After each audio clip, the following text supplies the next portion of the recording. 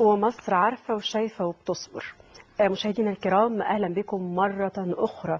وهذا الملف الذي بعد أن كانت الأمور قد هدأت فيما يتعلق بصفحة أسفين يا ريس، أو قل إلقاء الضوء عليها، عادت مرة أخرى أسفين يا ريس مع عودة المحاكمات، وأيضا مع القرب صدور الأحكام على المتهمين.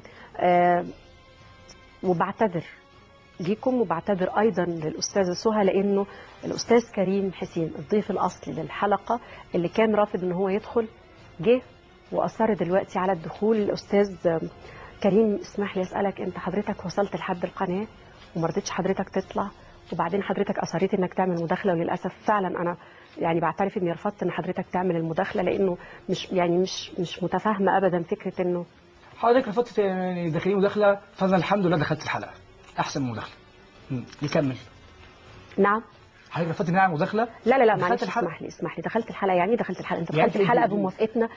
رقم واحد. رقم اتنين، انا بس لانه كنت عايزة الاستاذ اللي كان مكان حضرتك استاذ عمرو قال ان حضرتك رافض تطلع على شاشة القناة، ورافض ان حضرتك تكون معانا، وان حضرتك مش موجود اصلا، والدليل اهو ان حضرتك موجود اصلا. اولا هو ما بكتبش في اي حاجه، انا فعلا رافض ان اطلع في قناه مدن. طب وايه اللي خلى حضرتك تطلع دلوقتي؟ ايه اللي خلى حضرتك تيجي من الاصل؟ حضرتك مش سالتيني؟